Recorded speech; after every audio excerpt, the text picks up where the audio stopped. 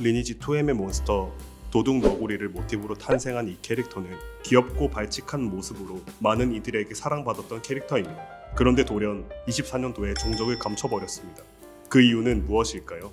도구리는 NC소프트 캐릭터 프로덕션실 크리에이티브 스튜디오 644에서 만들어진 캐릭터인데요. 공식적인 발표는 없었지만 NC소프트의 연이은 실적 부진, 비개발 부서 정리 등을 통해서 도구리를 담당했던 부서가 와해됐다고 볼 수 있습니다. 도구리 게임 개발 중단 소식과 굿즈 재고 떨이를 했던 게 사실상의 사업 종료 선언이었죠.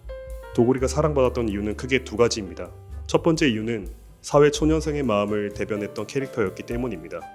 도구리는 644 컴퍼니의 막내 사원으로서 어리숙한 사회 초년생의 모습을 여실히 보여주며 많은 사람들의 공감을 받았습니다. 캐릭터 IP 사업에 지갑을 열게 되는 20, 30대를 정확히 취향 저격했다고 볼 수 있죠. 그 인기에 힘입어 다양한 콜라보 제품을 출시하고 팝업 스토어를 열기도 했습니다. 특히 코엑스에서 열렸던 신입사원 오리엔테이션 팝업은 2주간 5만여 명이 방문하면서 그 인기를 증명하기도 했습니다. 두 번째 이유는 NC 다이노스의 승리 요정이었기 때문입니다.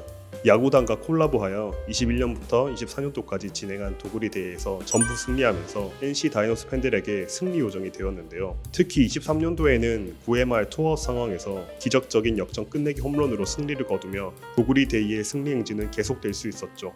귀엽게 잘 뽑힌 굿즈가 엄청난 인기를 끌며 그 당시 구매를 하지 못했던 사람들이 중고거래 플랫폼을 통해 4, 50만 원에도 구매를 하며 가격이 치솟기도 했습니다. 그만큼 NC 다이노스 팬들에게 도구리는 웃돈을 주고도 구매할 가치가 있었다는 것이겠죠. 제가 이 영상을 제작한 이유는 간단합니다. 도구리를 정말 좋아하거든요. 굿즈도 이리저리 모으고 생일 카페도 다녀와보고 팝업 스토어가 열리면 달려갔습니다. 특히 팝업 스토어는 정말 잘 꾸미고 알차서 이렇게까지 혜자스러워도 되나 싶기도 했었습니다. 작년에는 팬미팅도 다녀오면서 도구리를 정말 더 좋아하게 됐고요. TMI이긴 하지만 제가 19년도에 상경을 했고 첫 직장에서 이직하고 적응을 하던 때에 도구리를 알게 됐고 사회 초년생으로서의 모습이 저와 많이 닮아있다고 생각했습니다. 특히 재작년에 발매한 막내의 꿈 뮤직비디오에서 도구리가 막내 사원으로 이리 치이고 저리 치이지만 결국 이겨내는 모습을 담고 있는데 그걸 보면서 제가 서울에 처음에 올라왔던 기억이 떠올라 애잔하고 공감되기도 했습니다. 이미지 개선을 목적으로 제작된 캐릭터가 이제 와서 업무 효율성을 저해한다며 내려쳐지다니 이해가 되지 않는 부분이긴 합니다. 물론 비개발 부서를 운영한다는 것이 쉽지 않다는 것을 압니다.